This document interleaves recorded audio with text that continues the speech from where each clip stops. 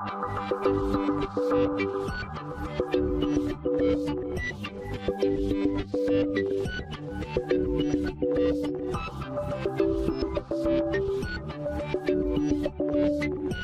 Dr. Fakir Raveri, and this is nosocomial pneumonia in adults. The first learning objective is given a patient with hospital-acquired or ventilator-associated pneumonia design appropriate empiric therapy. At this point, you should know that community-acquired pneumonia is relatively less severe type of pneumonia caused by less resistant pathogens such as strep pneumo, H. flu, Moraxella catarrhalis, and atypical organisms. When we look at the ventilator-associated pneumonia, it's relatively a more severe disease with mortality as high as 30%, and is typically caused by more resistant pathogens. So the organisms that you want to target empirically are Staphylococcus aureus, which could include methicillin-susceptible Staphylococcus aureus or methicillin-resistant Staphylococcus aureus, as well as gram-negatives such as Pseudomonas aeruginosa, Klebsiella pneumoniae, and Acinetobacter species. And these organisms are usually more likely to be drug-resistant. Because VAP is caused by drug-resistant organism, it is extremely important to be aware of drug-resistant variations. These variations in resistant patterns can occur at country level, so different countries have different patterns.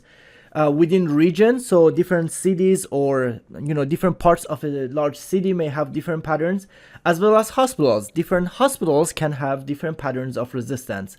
Even within a single institution or single hospital, different ICUs can have different resistant patterns. And of course, another thing that's important to know is the source of specimen.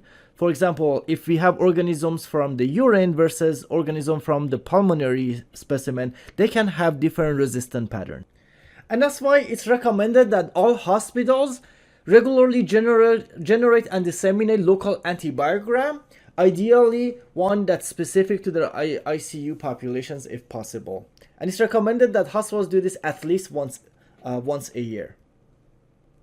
Now, one key recommendation from the guideline is that while we want to empirically cover for Staphylococcus aureus, if based on the local resistant patterns, it's unlikely to be, Staphylococcus aureus that's MRSA, it's probably okay to just cover for MSSA instead of MRSA. Now, in real world, I haven't really seen any physicians that would not cover MRSA in patients with VAP, but the guideline is making a point that if based on resistant patterns are likely to be MRSA, it's probably okay to only target MSSA. And there are some agents that cover Pseudomonas as well as MSSA. So piperacillin, tazobactam, and cefepime, for example, cover Pseudomonas as well as MSSA. And while they do not cover MRSA, if based on local resistant patterns, we think that it's unlikely to have VAP due to MRSA, it will be okay to use them. Now, who exactly needs to receive empiric coverage for MRSA? Generally speaking, both MRSA and Pseudomonas are organisms that originate from the healthcare settings. So patients who have received prior IV antibiotic in the past 3 months or 90 days need to receive one agent that has coverage for MRSA, so typically vancomycin. Also, patients with VAP who are being treated in the ICUs where the prevalence of MRSA is more than 10 to 20%, or if the prevalence of MRSA is not known, these patients need to receive one agent that is active for MRSA. Now, the same is true for Pseudomonas when it comes to IV antibiotic treatment in the past 90 days. Now, with Pseudomonas, it's recommended to use 2 agents that are active against Pseudomonas empirically. Especially in ICUs where when the susceptibility rate of Pseudomonas to the agents that we're using are less than 90%. In other words, the resistance rate is more than 10%. Or if the rate of susceptibility on the antibiogram is not available, or if the patient has a structural lung disease such as cystic fibrosis. So these patients need to receive 2 agents that are active against Pseudomonas empirically until we get susceptibility results back. Now, if we are in a ICU where the susceptibility rate for a specific agent is more than 90%, in other words, the rate of resistance is less than 10%, then a single agent is sufficient. Now, keep in mind that most anti-pseudomonal antibiotics, with the exception of delafloxacin, do not cover MRSA. So when we use two agents that are active against pseudomonas, we typically end up adding a third agent for coverage of MRSA. So typically vancomycin. And the reason the guideline recommends two agents active against pseudomonas for empiric therapy is that in case one of the agents doesn't cover the pseudomonas, the other one should cover it. And this is not for every patient. These are patients that are at risk of having multi-drug resistant pseudomonas. And of course, once a pathogen has been identified and susceptibilities are known, there is no reason to continue combination therapy. Now, your MRSA coverage antibiotics are typically vancomycin and linezolid. It's important to not use daptomycin, so you should avoid daptomycin because it's inactivated by surfactant.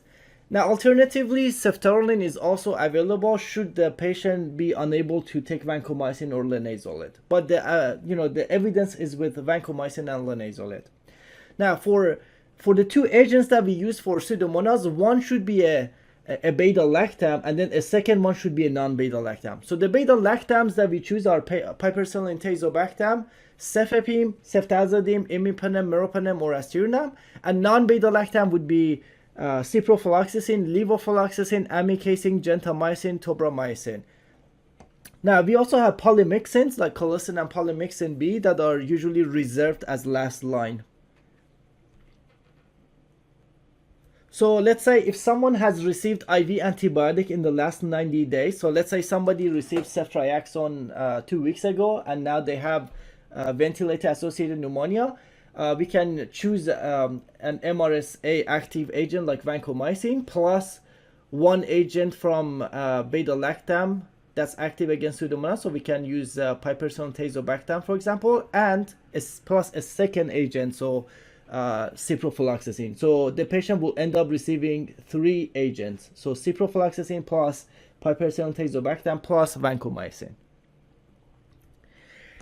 It is extremely important not to use aminoglycosides as monotherapy. So if you were to use gentamicin, for example, it has to be in combination with one of these beta-lactams. Because there has been, in the studies that we have with aminoglycoside monotherapy, the rate of mortality was higher. Now that we know how to treat ventilator-associated pneumonia, let's take a look at treatment of HAP. So for the most part, we follow the same principles. Majority of evidence is with WAP. So we have fewer studies with hospital acquired pneumonia. So majority of these recommendations are derived from WAP. So I let you, so you can see that, IV antibiotic in the past 90 days is still driving most of these recommendations.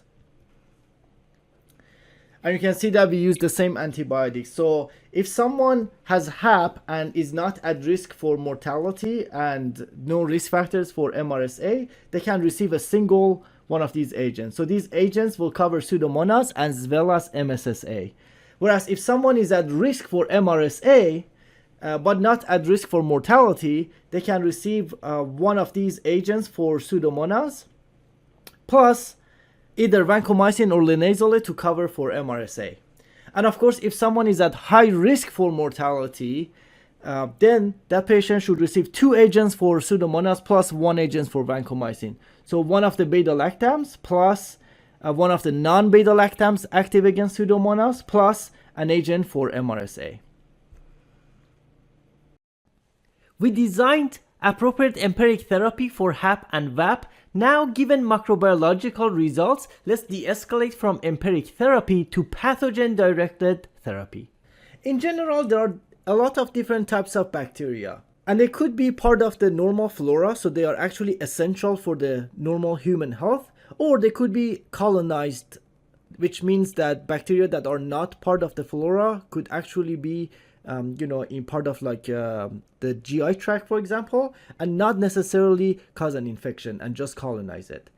Now, whether colonized or as part of normal flora, bacteria occasionally can have resistant genes. So let's say the red bacteria here are resistant to antibiotics and the blue ones are susceptible. And keep in mind that this is just part of the flora, not necessarily an infection. Now what happens every time that we use antibiotics is that the antibiotic, while we use it to treat an infection, what it does to the actual flora is that it actually wipes out all the ones that are susceptible to that antibiotic, and the ones that are resistant to that antibiotic will stay behind because the antibiotic could not kill it. Now again, those bacteria were not really causing an infection, they were just part of the flora. But when we use the antibiotic, we actually selected for them, and now they have the opportunity to become the dominant bacteria in the flora. Or if they were just a colonization, now they become the dominant organisms in the body. And keep in mind that they all have the genes for resistance to antibiotics. Now, occasionally, if someone gets actually infected, what happens is that these bacteria that have the genes, the resistant gene, they can actually transfer it. So they can donate that gene to a pathogen, which will cause drug-resistant infection. This whole process is referred to as selection pressure. Which brings us to the concept of broad versus narrow spectrum of activity.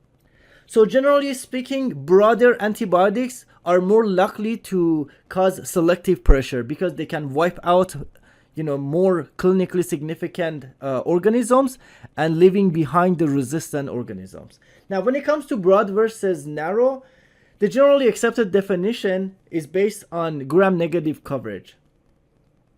It's not so much about a head count, so it's not about how many organisms an antibiotic covers. It's more about which organisms does it cover. So it's about clinically significant organisms. So in order to understand if a drug is broad or narrow, you should ask yourself the following question.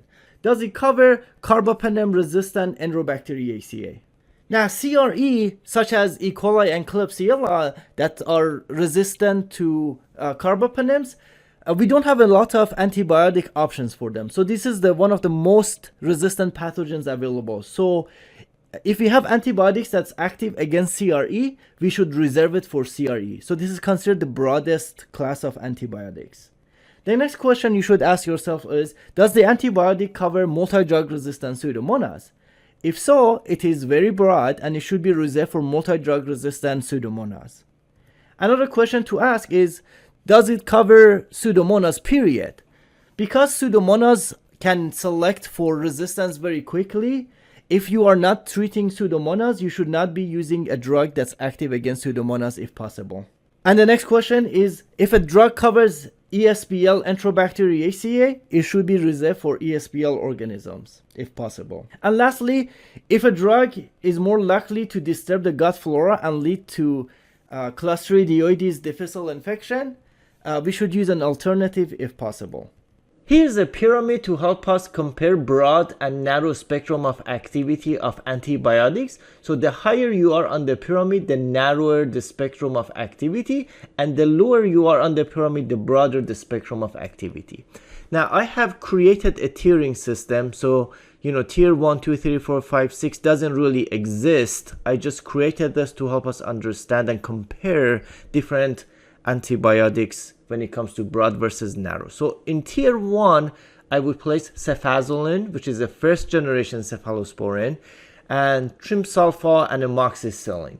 And that's because when it comes to gram-negative spectrum of activity, these agents have limited activity, limited to protease, E. coli, and Klebsiella species. Now, these organisms can still develop resistance to this, but in general, the activity of these agents are limited to wild type P, E, and K. Now, in tier 2, I would place drugs like ceftriaxone, which is a third generation cephalosporin, and ampicillin sulbactam, which has expanded activity when compared to amoxicillin.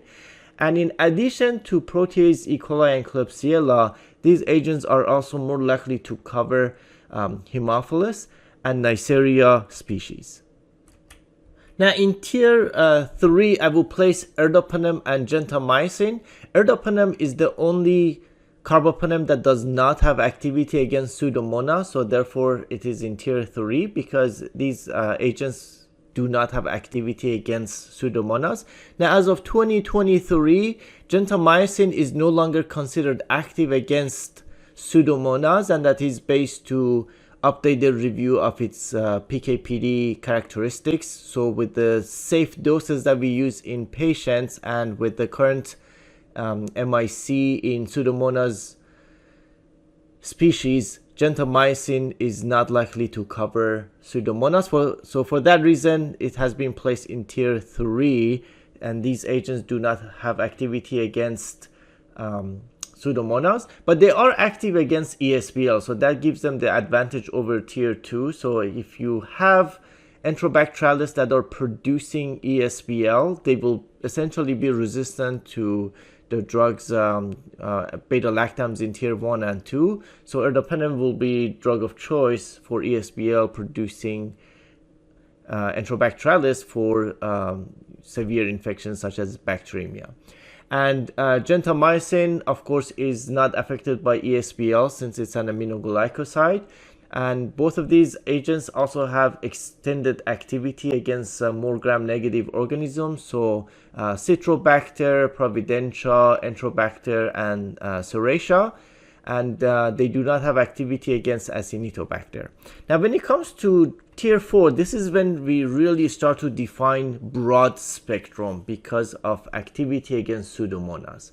So essentially, this is where most experts would agree, where we draw the line between broad and narrow, because Pseudomonas species can develop resistance relatively easier compared to other organisms. So if you are not suspecting Pseudomonas when you're treating an infection empirically, we shouldn't use an agent that's active against Pseudomonas when we have multiple options. So this is literally the beginning of broad spectrum, and these are drugs that are pretty much active against wild type Pseudomonas aeruginosa. So ciprofloxacin, levofloxacin, tobramycin, cefepime, ceftazidime, and piperacillin tazobactam are the most common ones. And I say wild type because, again, Pseudomonas can develop resistance to these agents, but wild type essentially, where these agents will have intrinsic activity against Pseudomonas. And that's why we have a tier 5. These are agents such as the rest of carbapenems. So remember, ertapenem doesn't have activity against Pseudomonas, but the rest of carbapenems do. And also ceftolozane tazobactam. Ceftolozane tazobactam was specifically designed to be having potent activity against multi-drug resistant Pseudomonas. So when Pseudomonas is resistant to drugs in tier 4, that's when these drugs come in. So, we don't really want to use these for all Pseudomonas. We really want to reserve them for when Pseudomonas turns into multi-drug resistant Pseudomonas. So for that reason, these are typically reserved or restricted in hospitals, and they will require approval for use just to make sure that the ID or antimicrobial stewardship team can get a second look and make sure that their use is appropriate, because the more we use these agents, the more likely that we will lose them to resistance. So we really want to use them judiciously. And then tier 6, they are still active against multi-resistant Pseudomonas, but in addition, they also have activity against carbapenem-resistant Enterobacterales. So some Enterobacterales, of course, can develop ESBL, but the smaller portion of them can also develop resistance to carbapenems. So if, we have E. coli resistant to meropenem, for example, that's when we want to go to tier 6. So these are really reserved for when we have these difficult to treat organisms. So cefiderocol, ceftazidime, avibactam, and some of these carbapenems combined with beta-lactamase inhibitors. So meropenem, vaborbactam, imipenem, relibactam, and also some other classes. So polymyxins, so polymyxin B and colistin, as well as plazomycin, which is an aminoglycoside, the most recent aminoglycoside, has good activity against these agents.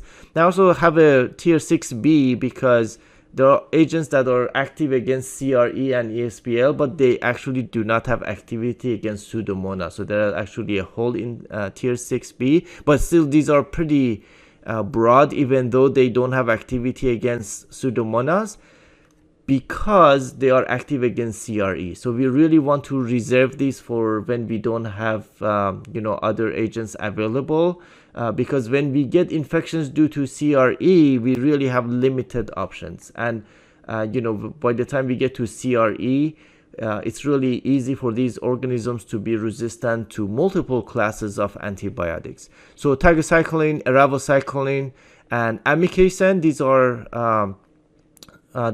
they may have activity against CRE, but they don't have activity against Pseudomonas. So amikacin, just like gentamicin, as of 2023, is no longer considered active against amikacin for systemic infections based on its updated review of PK/PD characteristics. The only time that it will be okay to use amikacin for Pseudomonas is if it's in urinary tract infections, and that is because a high concentration of amikacin can be achieved in the urine, and that can meet the PK/PD parameters. But outside of the urine, pretty much based on current circulating organisms, MIC, amikacin is no longer considered active against Pseudomonas for invasive infections.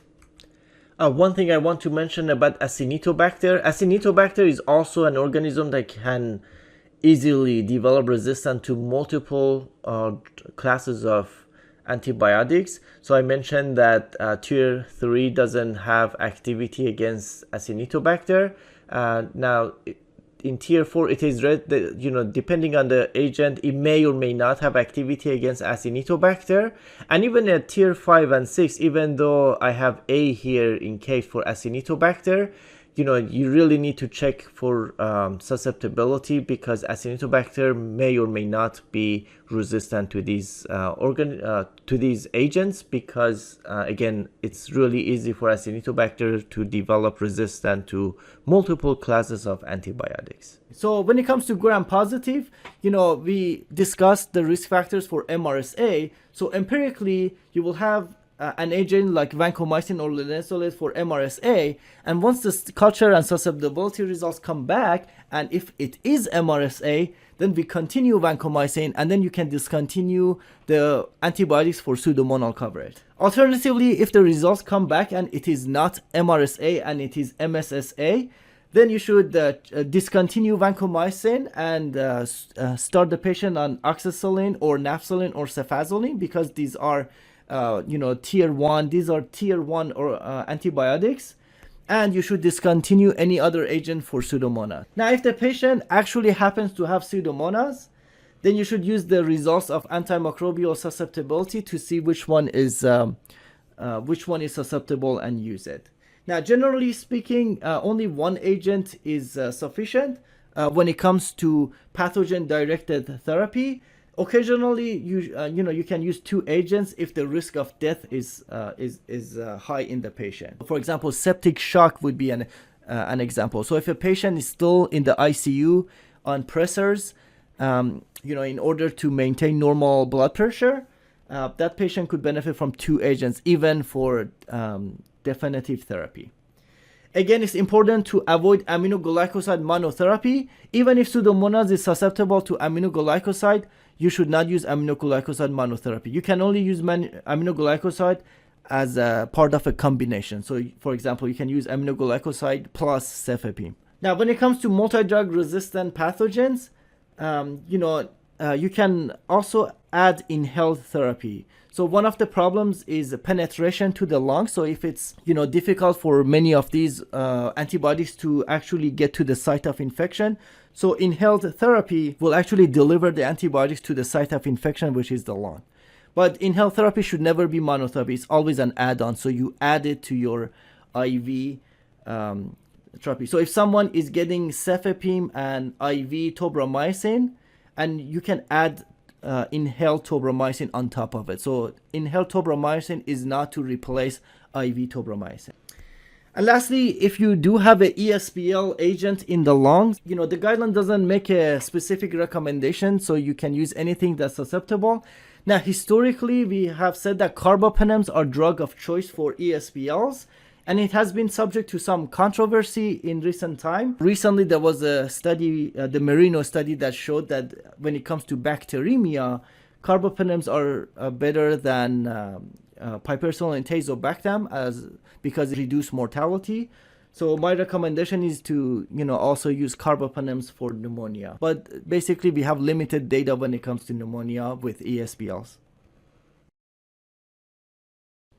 We designed appropriate empiric therapy for HAP and VAP, and we de-escalated from empiric therapy to pathogen-directed therapy. Now let's evaluate a patient's clinical stability to determine if antibiotic therapy can be switched from IV to PO. Now, IDSA guidelines for community-acquired pneumonia gives us some guidance for switching patients from IV to PO. Now, keep in mind that community-acquired pneumonia can be treated as outpatient in moderate or less severe patients, whereas in hospital patients, the patient will receive IV antibiotics. So based on IDSA, patients who are hemodynamically stable and clinically improving can be switched from IV to PO as long as they are able to tolerate oral therapy.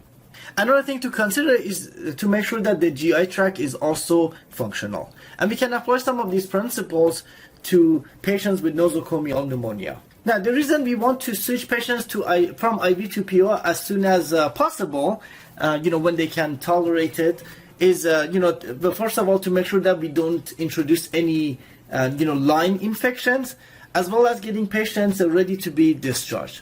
However, keep in mind that the guidelines do say that inpatient observation while receiving oral therapy is not necessary. So if the patient is ready to be discharged from the hospital and they're on IV antibiotics, and it's okay to discharge them and send them home with oral antibiotics. It's not necessarily to keep them one extra day to make sure that they tolerate the oral antibiotics. Now, there was a systematic review published in JAMA in 2016 that looked at the evidence for, criteria helping transition patients from IV to PO. So basically, absence of mental confusion, ability to take oral medications, absence of fever, hemodynamic stability, which is defined as heart rate less than 100, and systolic blood pressure greater than 90. This is without using pressors. So, without using norepinephrine, the blood pressure should be greater than 90. Another criteria is respiratory rate lower than 25 and oxygen saturation higher than 90%.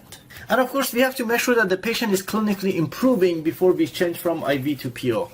And sometimes the patient may not be improving, and there could be different reasons for it. One reason, of course, could be that we have identified the correct organism, or empirically we are targeting the right organism, but we use the inappropriate antibiotic, or we were using the wrong dose. So it's important to, target the right organisms, use the right antibiotics, and also use the right dose. So, we have to make sure that the dosing is appropriate based on body weight, based on renal function, based on hepatic function, and based on drug disease, and drug-food interaction. So as pharmacists, we have to take all of those considerations to make sure that the patient is receiving the right dose.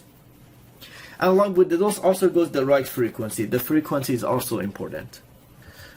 Sometimes, the organisms can develop resistance while on treatment. So it's, another thing to consider if the patient is on the right drug and on the right dose. You may want to question, whether the organism developed resistance while the patient was on the antibiotics. So sometimes we may send another culture just to make sure that the organism is still susceptible to the antibiotics we're using. I talked about the wrong dose. Sometimes the patient may miss a dose. So let's say the nurse comes to administer the antibiotic and the patient is not available.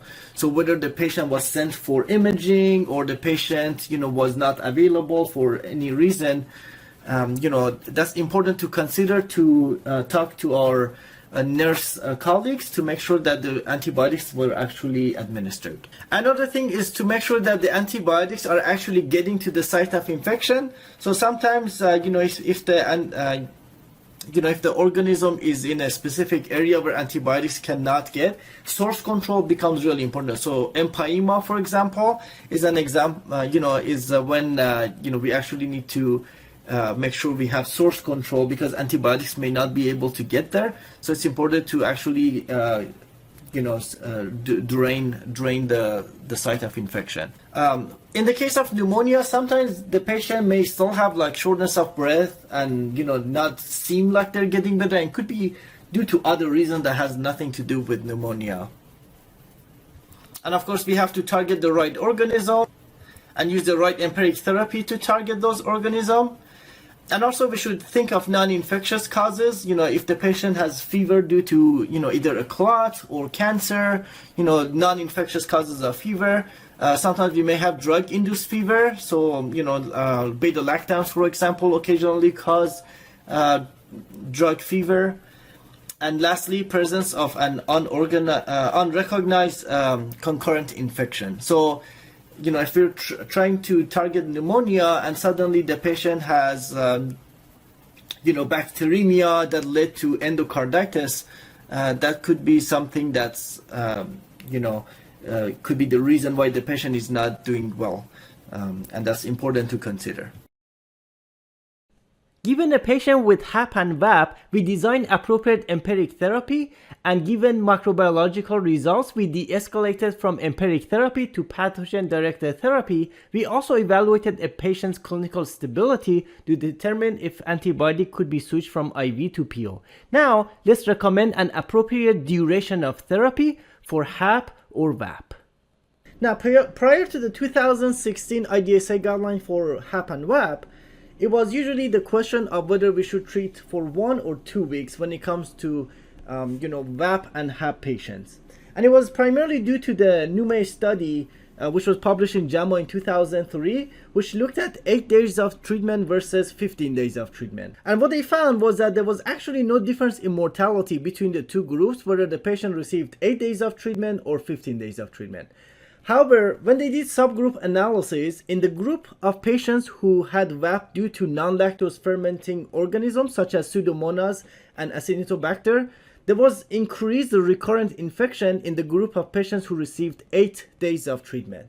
And because of that, we started to treat patients who had VAP due to Pseudomonas or Acinetobacter for 14 days. Now, things started to heat up when a Cochrane review in 2015 compared short-term therapy to long-term therapy in patients with HAP and VAP, and found that in a group of patients who actually got short course of antibiotics for, let's say, 7 or 8 days, there was actually increased 28-day antibiotic-free days and reduced recurrent VAP due to multi-drug resistant pathogen. In other words, patients who had longer duration of therapy, they actually had more multi-drug resistant pathogens. In addition, there was no difference in mortality, recurrent pneumonia, treatment failure, or hospital length of stay when you compare the two groups. And they did still find that in group of patients who had Pseudomonas Acinetobacter, short course of antibiotics were associated with recurrent infection, but no other differences. So while these patients had the recurrent infection, those recurrent infections were less likely to be due to multi-drug resistant pathogens. So they were easy to treat. Whereas patients who had longer duration of treatment, while they were less likely to have recurrent infections, those recurrent infections were more likely to be multi-drug resistant. There was also a study published in Chest that showed that short course regimen compared to long course therapy was not associated with any difference in mortality, recurrent pneumonia, ventilator-free days, or duration of mechanical ventilation, or length of ICU. So what happened in 2016 when the IDSA guideline came out is that the panel actually did their own systematic review and meta-analysis. And they found that the specific subpopulation with VAP2 to non-glucose fermenting gram-negative organism was analyzed, and no difference was observed for pneumonia recurrence. So here's what the IDSA guideline recommends for length of therapy of VAP. They actually recommend a 7-day course of antimicrobial therapy rather than a longer duration. However, this recommendation is not to replace clinical judgment. So there may be situations in which a shorter or longer duration of antibiotic may be indicated, depending on whether the patient is clinically improving or deteriorating based on radiologic and laboratory parameters.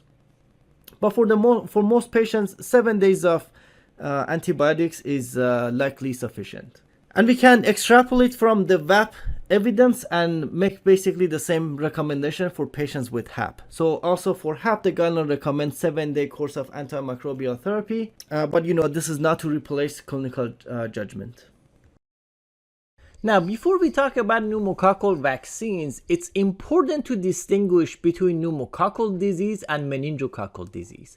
So when people talk about pneumococcal disease, in general, they are referring to pneumococcal pneumonia or pneumococcal meningitis, which are caused by the organism Streptococcus pneumoniae, which is a gram-positive coccus. Now, this organism Streptococcus pneumoniae does have an outer capsule that's composed of polysaccharides, and because there is variation in this polysaccharide, there are more than 100 serotypes that are known. So the vaccines that we have are targeted at different serotypes. In general, we have two types of pneumococcal vaccines. We have pneumococcal polysaccharide vaccine. So it's literally they have taken the polysaccharides and they have put it in there. So Pneumovax 23 has 23 different serotypes in there. We also have pneumococcal conjugate vaccine. These are vaccines that are conjugated to a protein to improve immunogenicity. And there are currently 4 of them on the market. So PCV13, which targets 13 serotypes, PCV15, PCV20, and PCV21. Now, in contrast, we have meningococcal disease, which essentially means meningococcal meningitis. And this is due to organism Neisseria meningitidis, which is a gram-negative coccus, so it's very different than Streptococcus pneumoniae. And similarly, it has different, because it has a capsule, there are different serogroups. There are 12 serogroups that are known.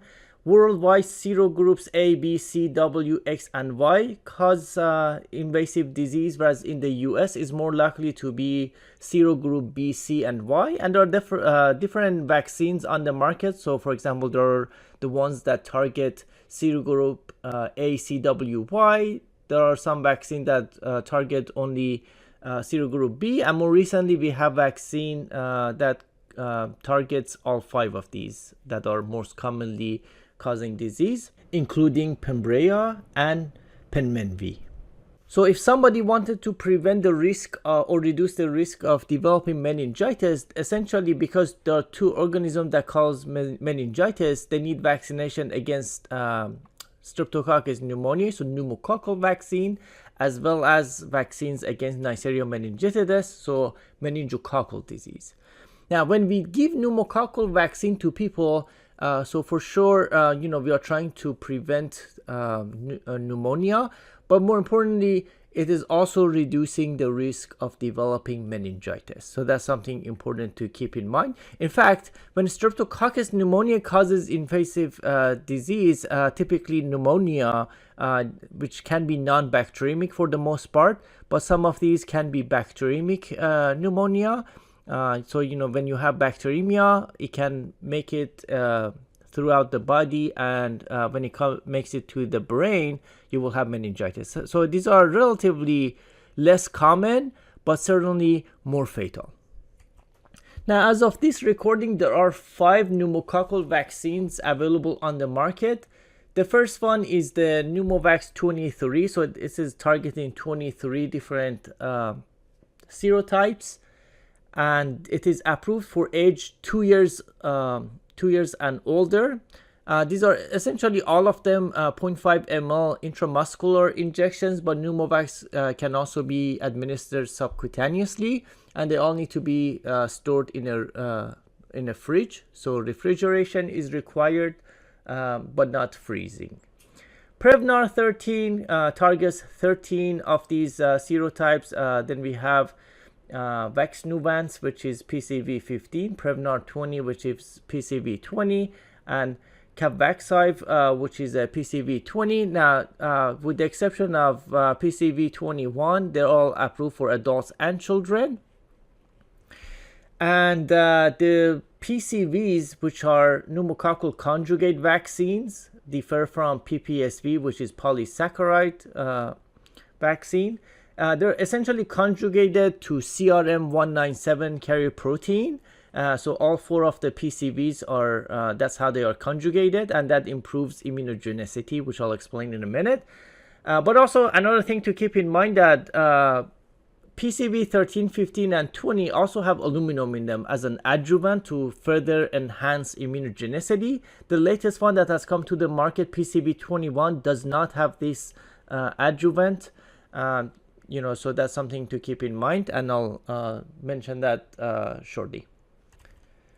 Now let's take a look at which serotypes they're covered. So you can see that PPSV 23, which is the oldest one, covers 23 different serotypes. And again, keep in mind that there are over 100 different serotypes. So essentially, we're trying to target the ones that are more likely to cause disease. Now, PCV 7, which is no longer on the market, targeted 7 of these that are also included in PPSV 23.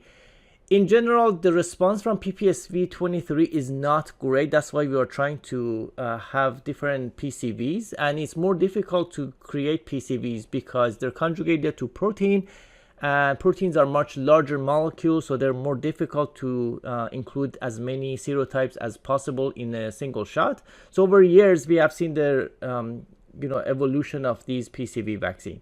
So PCV 13, which is still on the market, covers 13 of these. PCV 15 added 2 more to PCV 13, and then PCV 20 added even more to PCV 15. Now, one thing that's interesting, the latest one, which is PCV 21, is not necessarily adding to the previous one. So it has it actually excluded some of the ones that they think are no longer causing disease because of years of vaccination and herd immunity.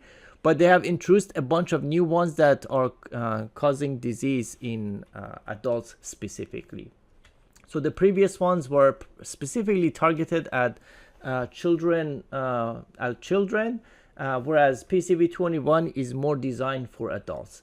And here's what I mean. So when you see in this, we're looking at different age groups. So we're looking at what percentage of invasive pneumococcal disease is due to specific serotypes. And the blue is what's included in PCV 20 but not in PCV 21, whereas the gray is included, is common in both PCV 20 and PCV 21, and then orange is included in PCV 21 new and is not in PCV 20. So when you look at this, for example, in adults, you can see that somewhere between 54 to 62% of invasive pneumococcal disease were due to serotypes that were included in PCV 20.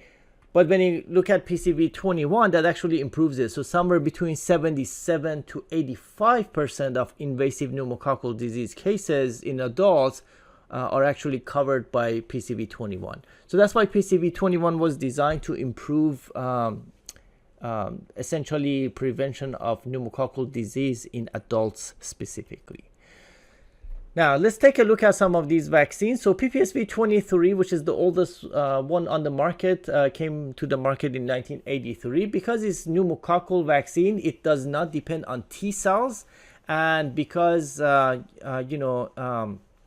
infants or toddlers under the age of 2 have not matured their immune system, you're essentially not going to have immunogenicity in age under 2 years. So PPSV 23, for that reason, because it does not activate the T cells, it is not used for under age 2.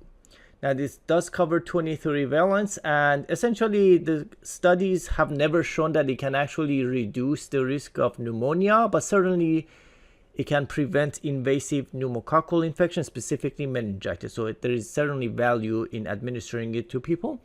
And then PCV 13, which is the better formulation, so it's conjugated, so it has enhanced immunogenicity that depends on T cell, and for that reason it does work in children under the age of 2. So it's approved for anyone 6 weeks old and older. So it's part of, or it has been part of childhood immunization schedule. And in fact, it came to the market for children first before it came to the market for adults since 2010. And it has been proven to prevent not only meningitis but also pneumonia. So PCV13 is definitely more valuable than PPSV23, but because it only covers 13 serotypes, they definitely need to be administered in combination, not necessarily at the same time, but I'll go over the schedule shortly. Now, the new pneumococcal vaccines, so PCV 15, 20, and 21, have come to the market in the past few years. So since in 2021, we saw that PCV 15 and 20 came to the market for adults first, followed by approval for children. And PCV 21 currently is only approved for adults. Now, these are essentially come to the market based on immunogenicity data. So we don't have efficacy data for any of these. So in other words, nobody has done studies to show that they can prevent pneumonia or meningitis.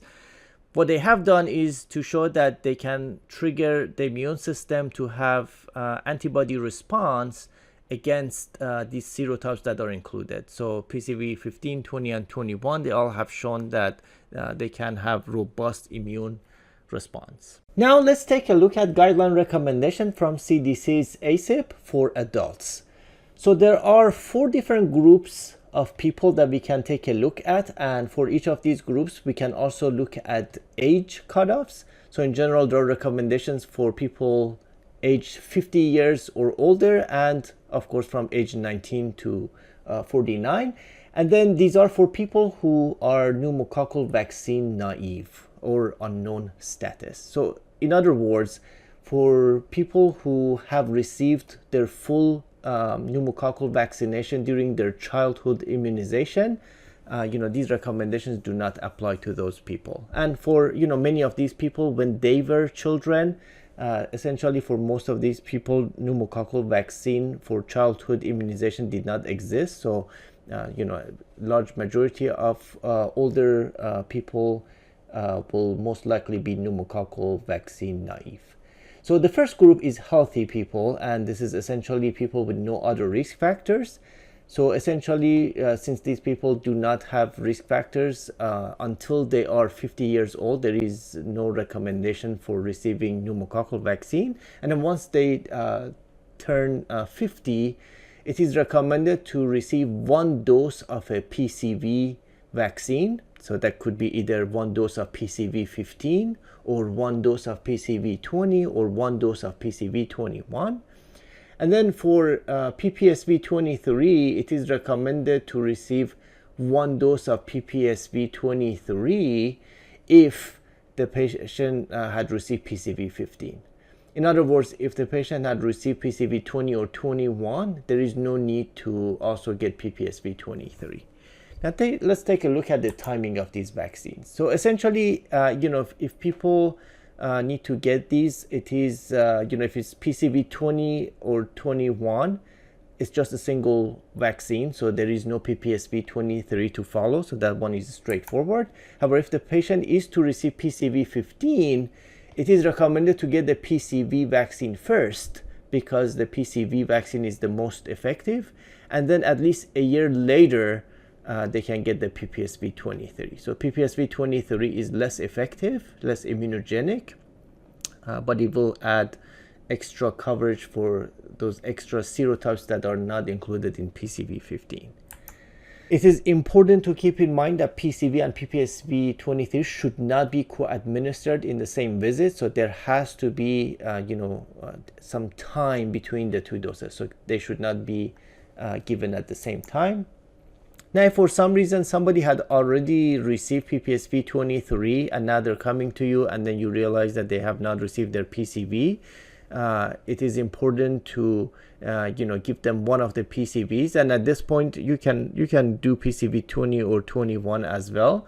But again, it has to be at least 1 year apart. Now, vaccine doses do not need to be repeated if given before age 50 years. In other words, if somebody had received PCV 20, let's say at age 45, Once they turn 50, they do not need to be repeated.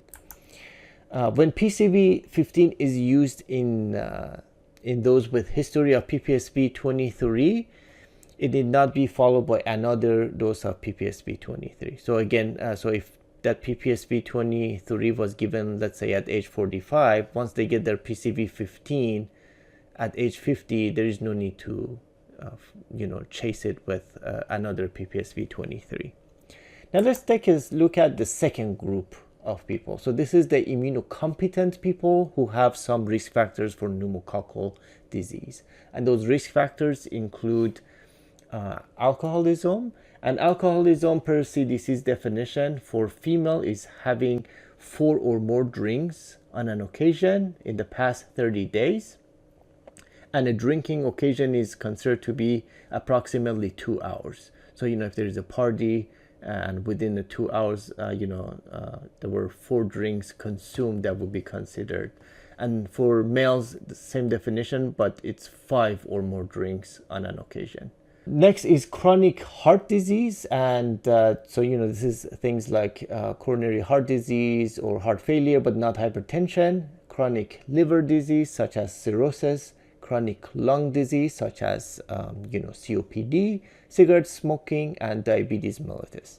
So for these group of people who have risk factors, but they are considered immunocompetent, it is recommended to get a dose of PCV before age of 15. So sometime between age 19 to 49, they need to get 1 dose of any of these. So it could be PCV 15, 20, or 21. And of course, if they do get PCV 15, it is recommended to follow up with a dose of PPSP 23 just to give those extra coverage. If it's PCV 20 or 21, there is no need to get the PPSP 23 because 20 and 21 give enough coverage. So again, here's the timing. PCV 2021 is just a single shot. If it's PCV 15, at least 1 year later, there will be a PPSP 23. Now, for this group of patients, once they got their complete immunization of pneumococcal vaccines before age 50, when they turn 50, they don't really need to get vaccines. However, if they had not previously received the vaccine, once they turn 50, they should get their PCV vaccine. And of course, if that PCV happened to be a PCV 15, they also need to chase it with a PPSP 23. Otherwise, if somebody has completed these vaccines prior to age 50, neither PPSP or any PCV is needed after age 50. For the third group, which is immunocompetent persons but with a super extra high risk, so these are patients with CSF leak and cochlear implants. So these are very high risk of getting pneumococcal meningitis. And the fourth group is immunocompromising conditions such as asplenia, cancer, chronic renal disease, HIV infection, immunodeficiency, sickle cell disease, and solid organ transplant. So for these last 2 groups, the recommendations are still the same. So prior to age 50, they do need to get a complete series of PCV followed by a PPSP 23. And then once they turn 50, they don't really need to get anything unless they have not previously received one, then they complete. The only thing different for group 3 and 4 is that if they do get PCV 15 and they need to chase it with a PPSP 23, the time between the 2 can be shortened to 8 weeks just because these are super high risk patients. So you want to accelerate their full protection. So therefore, it is recommended to, instead of waiting 1 year after PCV 15 to give the PPSP 23, to do so within 8 weeks. And of course, if for some reason the patient had already received PPSP 23, it will be 1 year later that they will get any of the PCV vaccines that are available on the market. Now, one last thing that's recommended in the guidelines is that in certain populations in which more than 30% of pneumococcal disease is due to serotype 4, pneumococcal vaccine that includes serotype 4 are expected to provide broader serotype coverage against locally circulating strains than does PCV21. So remember that PCV21 does not include serotype 4, whereas the rest of these vaccines include serotype 4. So for those patients, the guidelines recommend PCV20 alone or PCV15 plus PPSV23. Now, which areas are at this increased risk of serotype 4? So this is essentially in Alaska, Colorado, Navajo Nation. So Navajo Nation, I have provided a map here that there are certain areas that span over Arizona, New Mexico, and Utah. And of course, other areas include New Mexico and Oregon. So if the patient resides in these areas, they are at increased risk of serotype 4 pneumococcal disease. So for these patients, it is recommended to use a vaccine that covers serotype 4.